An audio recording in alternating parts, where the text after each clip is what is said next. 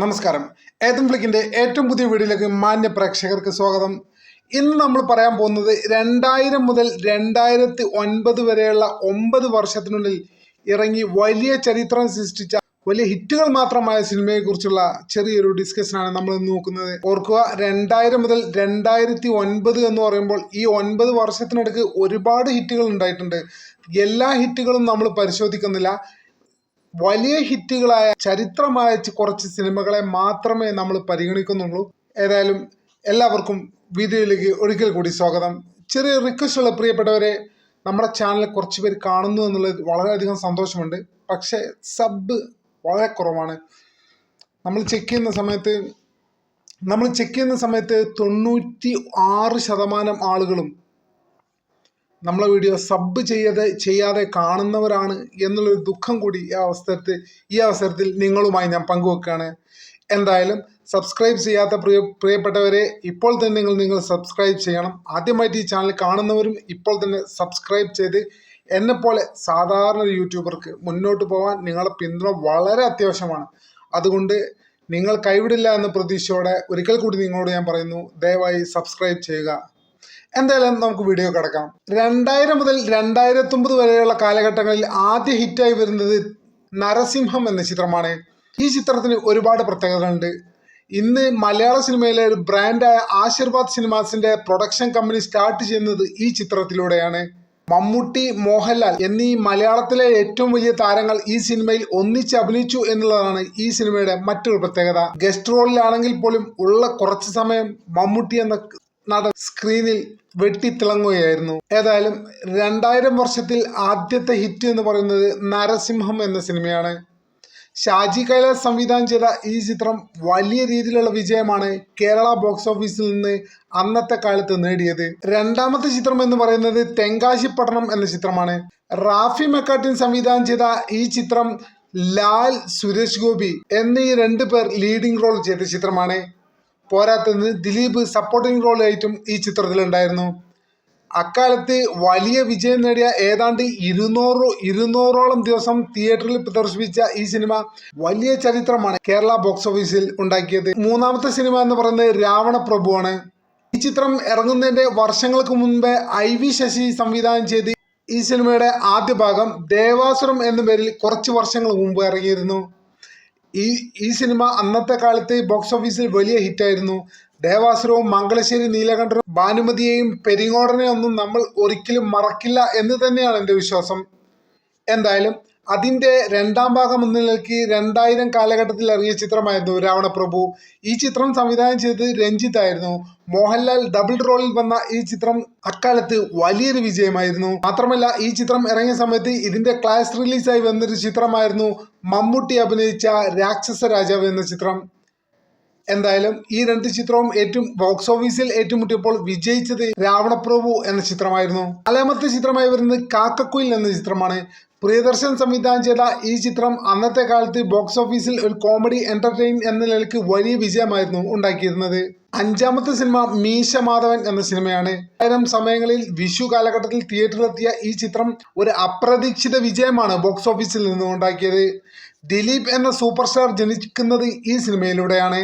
അദ്ദേഹം ഈ സിനിമയിലൂടെ തൻ്റെതായ സ്ഥാനം മലയാളത്തിൽ ഉറപ്പിക്കുകയും തുടർന്ന് അങ്ങോട്ട് അദ്ദേഹത്തിൻ്റെ വിജയഗാഥ തുടരുകയുമായിരുന്നു. എന്തായാലും ലാൽ ജോസ് എന്ന അന്നത്തെ കാലത്തെ പുതുമുഖ സംവിധായകനെയും ദിലീപ് എന്ന സൂപ്പർ സ്റ്റാറിനെയും നമുക്ക് ലഭിച്ചത് ഈ ചിത്രത്തിലൂടെയാണ്. ഒരുപാട് പാട്ടുകൾ കൊണ്ടും കോമഡി രംഗങ്ങൾ കൊണ്ടും നമ്മളെ ഏറെ ആസ്വദിപ്പിച്ച ഈ ചിത്രം അതേ പാട്ടുകൾ കൊണ്ടും കോമഡി രംഗങ്ങൾ കൊണ്ടും ഇന്നും നമുക്കുള്ളിൽ സജീവമാണ്. അല്ലെങ്കിൽ സോഷ്യൽ മീഡിയ പ്ലാറ്റ്ഫോമിൽ ഉൾപ്പെടെ നമ്മൾ പലപ്പോഴും ഇതിലെ രംഗങ്ങളോ പാട്ടുകളോ ഒക്കെ കാണുന്നവരുമാണ്. അന്നത്തെ കാലത്ത് വലിയ ഹിറ്റായിരുന്നു ഇതിലെ പാട്ടുകൾ. ഇതിലെ സംഗീത സംവിധാനം ചെയ്തത് വിദ്യാസാഗർ ആയിരുന്നു. 6ാമത്തെ ചിത്രം ബാലേട്ടൻ എന്ന ചിത്രമാണ്. TS ഷാഹിദിന്റെ തിരക്കഥയിൽ VM വിനു സംവിധാനം ചെയ്ത ഈ ചിത്രം വലിയൊരു ഹിറ്റായിരുന്നു അന്നത്തെ കാലത്ത്. ഫാമിലി ഓഡിയൻസിനിടയ്ക്ക് വലിയ തൃപ്തി ഉണ്ടാക്കിയ ഈ സിനിമ മോഹൻലാലിന്റെ തുടർച്ചയായ കുറെ പരാജയങ്ങൾക്ക് ശേഷം വലിയ രീതിയിൽ അദ്ദേഹത്തിന് ആശ്വാസം നൽകിയ ചിത്രം കൂടിയായിരുന്നു. കേരള ബോക്സ് ഓഫീസിൽ 150-200 ദിവസത്തോളം പ്രദർശിച്ച സിനിമ കൂടിയാണ് ബാലേട്ടൻ. 7ാമത്തെ ചിത്രം CID മൂസ എന്ന സിനിമയാണ്. ആ കാലഘട്ടത്തിൽ വലിയ ഹിറ്റായിരുന്നു ഈ സിനിമ. ടോണി ആന്റണി ആദ്യമായി സംവിധാനം ചെയ്ത ഈ സിനിമ പ്രേക്ഷകർക്കിടയിൽ ചിരിയുടെ മാലപ്പടക്കത്തിനായിരുന്നു അന്നത്തെ കാലത്ത് തിരി കൊടുത്തിരുന്നത്. എന്തായാലും അന്നത്തെ കാലത്ത് പൊതുവെ മലയാള സിനിമ എല്ലാ നടന്മാരുടെയും പൊതുവെ ഡൗൺ ആയപ്പോഴും ഒരു പരിധി വരെ മലയാള സിനിമയെ താങ്ങി നിർത്തത് ഇത്തരം ദിലീപ് ചിത്രങ്ങളാണ് എന്ന് പറയുന്നതിൽ യാതൊരു തർക്കവുമില്ല. എട്ടാമത്തെ ചിത്രം ക്രോണിക് ബാച്ചിലർ. മമ്മൂട്ടിയുടെ തുടർച്ചയായ പരാജയത്തിന് ശേഷം അദ്ദേഹം വലിയൊരു കംബാക്ക് നടത്തിയ ചിത്രമാണ് ക്രോണിക് ബാച്ചിലർ. സിദ്ദിഖ് സംവിധാനം ചെയ്ത ഈ ചിത്രം പാട്ടുകൾ കൊണ്ടും കോമഡി രംഗങ്ങൾ കൊണ്ടും ആമ്പുള്ള കഥ കൊണ്ടും അന്നത്തെ കാലത്ത് വലിയ ഹിറ്റായ സിനിമയായിരുന്നു. ഒമ്പതാമത്തെ ചിത്രം സേതുരാമയ്യർ CBI. മലയാളത്തിന്റെ കൾട്ട് ക്ലാസിക് സീരീസായ CBI സീരീസിലെ മൂന്നാം ഭാഗം. വ്യത്യസ്തമായ കഥാപാശ്ചാത്തലം കൊണ്ടും ട്വിസ്റ്റുകൾ കൊണ്ടും നിറഞ്ഞ ഈ ചിത്രം അന്നത്തെ കാലത്ത് വലിയൊരു ഹിറ്റായിരുന്നു തിയേറ്ററിൽ ഉണ്ടാക്കിയിരുന്നത്. ഏതാണ്ട് 150-200 ദിവസത്തോളം തുടർച്ചയായി കേരളത്തിലെ പല തിയേറ്ററുകളിലും ഈ ചിത്രം പ്രദർശിപ്പിച്ചു. ഞെട്ടിക്കുന്ന പ്രകടനം തീർച്ചയായും പ്രേക്ഷകരെ കൂടുതൽ ഈ സിനിമയിൽ എൻഗേജ് ആക്കി എന്നതിൽ യാതൊരു സംശയവുമില്ല. K. മധു ആയിരുന്നു ഈ ചിത്രത്തിന്റെ സംവിധാനം. പത്താമത്തെ ചിത്രം രാജമാണിക്യം. അൻവർ റഷീദ് എന്ന അന്നത്തെ കാലത്തെ പുതുമുഖ സംവിധായകന്റെ ആദ്യത്തെ സിനിമ. ഈ സിനിമയെക്കുറിച്ച് പ്രത്യേകിച്ച് ആരോട് എന്തെങ്കിലും പറഞ്ഞു മനസ്സിലാക്കണം എന്ന് ഞാൻ കരുതുന്നില്ല. അന്നത്തെ കാലത്ത് വലിയ ഇൻഡസ്ട്രി ഹിറ്റടിച്ച വലിയൊരു ചിത്രമായിരുന്നു രാജമാണിക്യം. സ്റ്റൈല് കൊണ്ടും സ്ലാങ് കൊണ്ടും ചെറിയും ഫാൻസുകാരെയും ഒരേപോലെ മമ്മൂക്ക അമ്പരിപ്പിച്ച വർഷമായിരുന്നു രാജമാണിക്യം ഇറങ്ങിയ വർഷം. അന്നത്തെ കാലത്ത് 250 ദിവസത്തോളം തുടർച്ചയായി തിയേറ്ററിൽ പ്രദർശിപ്പിച്ച ഈ ചിത്രം വലിയ വിജയമാണ് നേടിയെടുത്തത്. 11ാമത്തെ ചിത്രം നരൻ എന്ന ചിത്രമാണ്. രഞ്ജൻ പ്രമോദ് കഥ എഴുതി ജോഷി സംവിധാനം ചെയ്ത ഈ മോഹൻലാൽ ചിത്രം വലിയ രീതിയിലുള്ള വിജയമായിരുന്നു അന്നത്തെ കാലത്ത് ഇൻഡസ്ട്രിയിൽ ഉണ്ടായിരുന്നത്. ഏതാണ്ട് തുടർച്ചയായി 150ഓളം ദിവസം തിയേറ്ററിൽ പ്രദർശിപ്പിച്ച ഒരു സിനിമ കൂടിയാണ് നരൻ. ഇതിലെ പല രംഗങ്ങളും ഇന്നും പ്രേക്ഷകർക്ക് പ്രിയപ്പെട്ടതാണ്. പ്രത്യേകിച്ച് ഇതിലെ വേൽമുരുക എന്ന് തുടങ്ങുന്ന ഗാനം ഇന്നും അതായത് 10-25 വർഷങ്ങൾക്ക് ഇപ്പുറവും കേരളത്തിലെ യുവാക്കൾക്കിടയിൽ ഹിറ്റാണ് എന്നുള്ളതാണ് മറ്റൊരു പ്രത്യേകത. 12ാമത്തെ ചിത്രം ഉദയനാണ് താരം. ശ്രീനിവാസന്റെ തിരക്കഥയിൽ റോഷൻ ആൻഡ്രൂസ് സംവിധാനം ചെയ്ത ഈ ചിത്രം സിനിമക്കുള്ളിലെ സിനിമ എന്ന രീതിയിൽ വ്യത്യസ്തമായ ഒരു കഥയായിരുന്നു പറഞ്ഞിരുന്നത്. വർഷങ്ങൾക്ക് ശേഷം ശ്രീനിവാസനും മോഹൻലാലും ഒന്നിച്ച് സ്ക്രീൻ ഷെയർ ചെയ്തു എന്ന പ്രത്യേകതയും അന്നത്തെ കാലത്ത് ഈ സിനിമയ്ക്കുണ്ടായിരുന്നു. അമ്പുള്ള കഥകൾ കൊണ്ടും കോമഡി രംഗങ്ങൾ കൊണ്ടും വലിയ ഹിറ്റായിരുന്നു ഈ സിനിമ. തൊമ്മനും മക്കളും. മമ്മൂട്ടി, ലാൽ എന്നിവരെ കഥാപാത്രങ്ങളാക്കി രാജൻ പി ദേവിനെ ടൈറ്റിൽ കഥാപാത്രമാക്കി ചെയ്ത ഒരു ചിത്രമായിരുന്നു തൊമ്മനും മക്കളും. ഒരുപാട് കോമഡി രംഗങ്ങൾ കൊണ്ടും ശക്തമായ കഥകൾ കൊണ്ടും പ്രേക്ഷകരെ പിടിച്ചിരുത്തിയ ഈ ചിത്രം അന്നത്തെ കാലത്ത് 100ഓളം ദിവസമാണ് പ്രദർശനം നടത്തിയത്. ഷാഫി സംവിധാനം ചെയ്ത ഈ ചിത്രം അന്നത്തെ കാലത്ത് തിയേറ്ററിൽ വലിയ ഹിറ്റായിരുന്നു. 14ാമത്തെ ചിത്രം ക്ലാസ്മേറ്റ്സ്.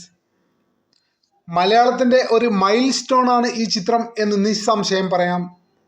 പൃഥ്വിരാജ് എന്ന നടൻ തൻ്റെ മലയാള സിനിമയിലെ സീറ്റ് ഉറപ്പിക്കുന്നത് ഈ ചിത്രത്തിലൂടെയാണ്. ഒരു കോമഡി റൊമാൻറ്റിക് ത്രില്ലറായ ഈ ചിത്രം അന്നത്തെ കാലത്ത് യുവാക്കൾക്കിടയിൽ വലിയ തരംഗമായിരുന്നു. വലിയ രീതിയിലുള്ള പ്രതികരണമായിരുന്നു അന്നത്തെ ബോക്സ് ഓഫീസ് പ്രേക്ഷകർ ഈ സിനിമയ്ക്ക് നൽകിയിരുന്നത്. ലാൽ ജോസ് എന്ന സംവിധായകനെ അടയാളപ്പെടുത്തിയ ഒരു സിനിമ കൂടിയായിരുന്നു ക്ലാസ്മേറ്റ്സ്. രസതന്ത്രം. വർഷങ്ങൾക്ക് ശേഷം മോഹൻലാലും സത്യൻ അന്തിക്കാടും ഒന്നിച്ചെത്തുന്ന ചിത്രമായിരുന്നു രസതന്ത്രം. അതിലുപരി ദേശീയ അവാർഡ് ജേതാവ് കൂടിയായ ഭരത് ഗോപി എന്ന നടനും മീര ജാസ്മിൻ വ്യത്യസ്തമായ ഗെറ്റപ്പ് കൊണ്ടും ഈ പടത്തിൽ വളരെയധികം നല്ല പെർഫോമൻസ് ആയിരുന്നു കാഴ്ചവെച്ചിരുന്നത്. അന്നത്തെ കാലത്ത് ഫാമിലിയുടെ കുത്തൊഴുക്കായിരുന്നു ഈ സിനിമ കാണാൻ. ഇന്നും ഇതിലെ BGM-ഉം സോങ്ങുകളും മറ്റും ട്രെൻഡ് ലിസ്റ്റിൽ നിൽക്കുന്നതാണ് എന്ന് അറിയാവുന്ന കാര്യമാണ്. എന്തായാലും വർഷങ്ങൾക്ക് ശേഷം ഒന്നിച്ച മോഹൻലാൽ സത്യൻ അന്തിക്കാട് കൂട്ടുകെട്ട് ഉണ്ടാക്കിയത് വലിയ ചരിത്രമാണ്. റാഫി മക്കാടിന്റെ സംവിധാനത്തിൽ മോഹൻലാലിനെ നായകനാക്കി എടുത്ത ആദ്യ ചിത്രമാണ് ഹലോ. വർഷങ്ങൾക്ക് ശേഷം മോഹൻലാൽ പൂർണ്ണമായും ഒരു കോമഡി കഥാപാത്രമായി വരുന്ന ഒരു ചിത്രം കൂടിയായിരുന്നു ഹലോ. കോമഡി രംഗങ്ങൾ കൊണ്ടും പാട്ടുകൾ കൊണ്ടും സമ്പന്നമായിരുന്ന ഈ ചിത്രം കേരളത്തിൽ 150 ദിവസത്തോളം പ്രദർശനം നടത്തിയിട്ടുണ്ട്. 17ാമത്തെ ചിത്രം മായാവി എന്ന ചിത്രമാണ്. ഷാഫി സംവിധാനം ചെയ്ത മമ്മൂട്ടി നായകനായ ഈ ചിത്രം അന്നത്തെ കാലത്ത് വലിയ രീതിയിൽ ഹിറ്റായിരുന്നു. ഒരു തരത്തിൽ പറഞ്ഞാൽ മമ്മൂട്ടി എന്ന നായകനേക്കാൾ ഉപരി സലീം കുമാർ എന്ന നടനായിരുന്നു ഈ ചിത്രത്തിലെ ഹൈലൈറ്റ്. പിന്നീട് മലയാള സിനിമയിലെ ഒരു വലിയ താരമായി വളർന്ന സുരാജ് വെഞ്ഞാറമ്മൂടിന്റെ ആദ്യത്തെ സിനിമയും ഈ ചിത്രമാണ്. ഒരുപാട് കോമഡി രംഗങ്ങൾ കൊണ്ടും ആക്ഷൻ സീനുകൾ കൊണ്ടും പ്രേക്ഷകരെ പ്രകമ്പനം കൊള്ളിച്ച ഈ ചിത്രം അന്നത്തെ കാലത്തിൽ കേരള ബോക്സ് ഓഫീസിൽ വലിയ ഹിറ്റായിരുന്നു. 18ാമത്തെ ചിത്രം ചോക്ലേറ്റ് എന്ന മൂവിയാണ്. ഷാഫി സംവിധാനം ചെയ്ത ചോക്ലേറ്റ് എന്ന മൂവി അന്നത്തെ കാലത്ത് വലിയ ഹിറ്റായിരുന്നു. പൃഥ്വിരാജ്, ജയസൂര്യ എന്നിവർ ഒന്നിച്ച് അഭിനയിച്ച കൂടി ചിത്രമായിരുന്നു ചോക്ലേറ്റ്. അന്നത്തെ കാലത്ത് വലിയ വിജയമായിരുന്നു ചോക്ലേറ്റ് എന്ന സിനിമ ഇൻഡസ്ട്രിയിൽ നേടിയിരുന്നത്. വ്യത്യസ്തമായ കഥാപശ്ചാത്തലം തന്നെയാണ് ഈ സിനിമയെ വലിയ ഹിറ്റാക്കിയത് എന്നതിൽ യാതൊരു സംശയവുമില്ല. ശക്തമായ സ്റ്റോറി ലൈൻ കൊണ്ടും മികച്ച പ്രകടനങ്ങൾ കൊണ്ടും പ്രേക്ഷകരെ കയ്യിലെടുത്ത ഈ ചിത്രം അന്നത്തെ കാലത്ത് സൂപ്പർ ഹിറ്റായിരുന്നു. 2020 മലയാള സിനിമയിലെ എല്ലാ മുൻനിര നടന്മാരും നടിമാരും എല്ലാവരും ഒന്നിച്ച് അഭിനയിച്ച ഒരു സിനിമയായിരുന്നു 2020. മലയാള സിനിമാ നടന്മാരുടെ കൂട്ടായ്മയായ അമ്മയും ദിലീപും ചേർന്നായിരുന്നു ഈ ചിത്രം നിർമ്മിച്ചത്. ഈ ചിത്രം സംവിധാനം ചെയ്തത് ജോഷിയായിരുന്നു. എല്ലാ നടന്മാർക്കും അവരുടേതായ തുല്യ കഥാപാത്രങ്ങൾ നൽകിക്കൊണ്ട് വളരെ ബാലൻസ്ഡായി വളരെ കൃത്യമായിട്ടായിരുന്നു സംവിധാനം ചെയ്തത്. മമ്മൂട്ടിയും മോഹൻലാലും മാത്രമല്ല ജയറാമും സുരേഷ് ഗോപിയും ദിലീപും അടക്കം പ്രകടനങ്ങളെ കൊണ്ട് ഞെട്ടിച്ചൊരു ചിത്രം കൂടിയായിരുന്നു 2020. ഏതായാലും അന്നത്തെ കാലത്ത് 100 ദിവസത്തോളം തിയേറ്ററിൽ ഓടിയ 2020 വലിയ സാമ്പത്തിക വിജയമാണ് ഉണ്ടാക്കിയത്. അണ്ണൻ തമ്പി അൻവർ റഷീദ് എന്ന ഡയറക്ടറുടെ 2ാമത്തെ ചിത്രം. മമ്മൂട്ടി ഡബിൾ റോളിൽ എത്തി എന്നൊരു പ്രത്യേകതയും ഈ ചിത്രത്തിനുണ്ടായിരുന്നു. ഈ ചിത്രത്തോടെയാണ് കേരളത്തിൽ വൈഡ് റിലീസ് എന്ന ആശയം വിപുലമായി രൂപപ്പെട്ടത്. പല നാടുകളുടെയും ആദ്യത്തെ റിലീസ് ചിത്രം ഈ ചിത്രമാകാൻ സാധ്യതയുണ്ട്. എന്തായാലും അന്നത്തെ കാലത്ത് വലിയൊരു വിജയമാണ് ഇൻഡസ്ട്രിയിൽ നിന്ന് ഈ ചിത്രം നേടിയെടുത്തത് എന്ന കാര്യത്തിൽ യാതൊരു സംശയവുമില്ല. പഴശ്ശിരാജ MT വാസുദേവൻ നായർ കഥയിൽ ഹരിഹരൻ സംവിധാനം ചെയ്ത ഈ ചിത്രം വലിയ രീതിയിലാണ് കേരളത്തിൽ സ്വീകരിക്കപ്പെട്ടത്. സാമ്പത്തികമായി വിജയിച്ചോ എന്ന് ചോദിച്ചാൽ അതിൽ 2 അഭിപ്രായങ്ങൾ വരുന്നുണ്ട്. എങ്കിൽ പോലും എല്ലാ സിനിമാ പ്രേമികളും തിയേറ്ററിൽ പോയി ആസ്വദിച്ച സിനിമയാണ് പഴശ്ശിരാജ. അന്നത്തെ കാലത്ത് സ്റ്റഡി ടൂറിന്റെ ഭാഗമായി ഈ സിനിമയ്ക്ക് കൂട്ടത്തോടെ സ്കൂളുകളിൽ നിന്നും കോളേജുകളിൽ നിന്നും വരെ ആളുകൾ വന്ന് സിനിമ കണ്ടതായി പറയപ്പെടുന്നു. എന്തായാലും വലിയ രീതിയിലുള്ള പ്രേക്ഷക പിന്തുണയായിരുന്നു ഈ ചിത്രത്തിനുണ്ടായിരുന്നത്. സാമ്പത്തിക ലാഭത്തെക്കുറിച്ച് വിവിധ അഭിപ്രായങ്ങൾ ഉണ്ടെങ്കിലും ഒരു സിനിമ എന്ന നിലയ്ക്ക് ഈ ചിത്രം കേരള ബോക്സ് ഓഫീസിൽ വലിയ വിജയമായിരുന്നു. ഹരിഹർ നഗർ എന്ന ബ്ലോക്ക് ബസ്റ്റർ ചിത്രത്തിന്റെ 2ാം ഭാഗം മട്ടിലായിരുന്നു ഈ ചിത്രം ഇറക്കിയത്. എന്നാൽ ആദ്യ ഭാഗം ഹരിഹർ നഗറിന്റെ പേര് ഒട്ടും കളങ്കപ്പെടുത്താതെ തന്നെ വലിയ വിജയം ഈ ചിത്രം അന്നത്തെ കാലത്ത് ഉണ്ടാക്കി. ക്ലൈമാക്സിലെ ട്വിസ്റ്റൊക്കെ അന്നത്തെ കാലത്ത് ഒരു വെറൈറ്റി ആയിരുന്നു. എന്തായാലും അതെല്ലാം പ്രേക്ഷകർ സ്വീകരിച്ചു എന്ന് വേണം മനസ്സിലാക്കാൻ. അന്നത്തെ കാലത്ത് തിയേറ്ററിൽ 2 ഹരിഹർ നഗർ എന്ന സിനിമ വലിയ വിജയമാണ് നേടിയെടുത്തത്.